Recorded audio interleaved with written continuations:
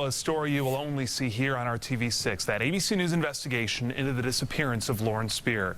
We may finally be on the verge of answers in the 5-year-long mystery, one that's gripped Indiana and really the entire nation. You're going to see it all in an extraordinary 2020 tonight, now just 3 hours away. ABC's Brian Ross and Brad Garrett spent the past year digging into old clues in Lauren's disappearance and uncovering new leads as well. One of them tracking down a former classmate of Lauren's who says he knows the people who did this. We're also getting our first look at part of that special tonight. Also in the mix, a flood of tips about the alleged involvement of current and former members of biker gangs, the Sons of Silence, so brutal.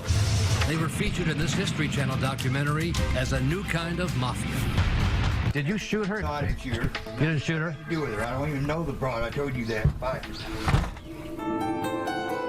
And then, in the last few months, Garrett received a set of brand new leads from inside a state prison, claiming that some of her fellow students saw Lauren die and secretly disposed of her body. She OD'd. They got scared and drove her down to the Ohio River and disposed of her body. Let's bring in Brian Ross, Chief Investigative Correspondent for ABC News. Brian, thank you so much for joining us today.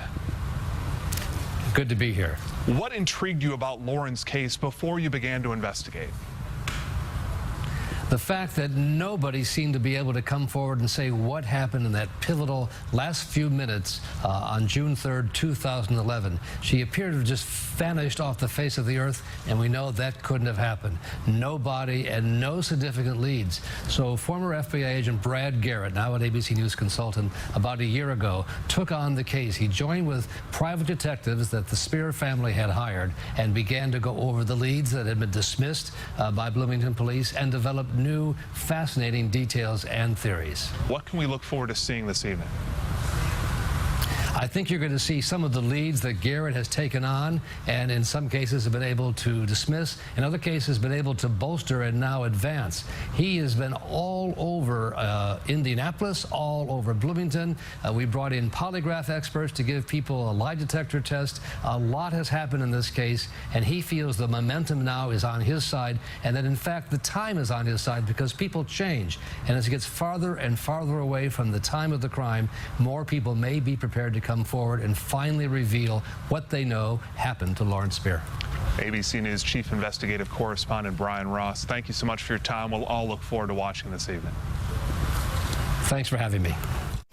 Most students on the IU Bloomington campus when Lauren disappeared have graduated, but many still know the story and still hope for a break in this case.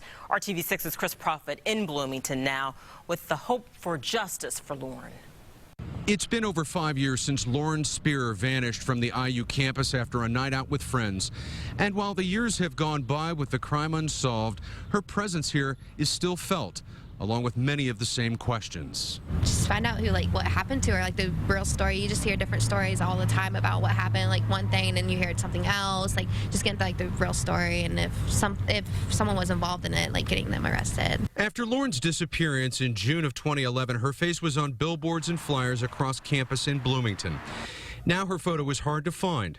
Life moves on, but whatever happened to her still hangs over this campus. It's been so long that I think that a lot of people have lost hope just with everything that they've done. Bloomington police say that the case is open and active, yet there have been no arrests. Her body never recovered, as if she vanished. Rabbi Sue Silberberg, executive director of IU's Helene G. Simon Hillel Center, knew Lauren and remains close to her parents. She spoke by phone while traveling on Friday. It definitely has changed my life. I've not been the same since then because I think about Lauren every day and I think about her family every day. Students say that Lauren's disappearance has made them more aware of their own personal safety. Well, I was younger at the time, so I just really showed us you have to be careful going out and you gotta know who you're surrounding yourself with and what you're doing. The hope is that the ABC 2020 investigation will offer new information that will lead to an arrest and also Lauren's remains. In Bloomington, Chris Prophet, RTV6.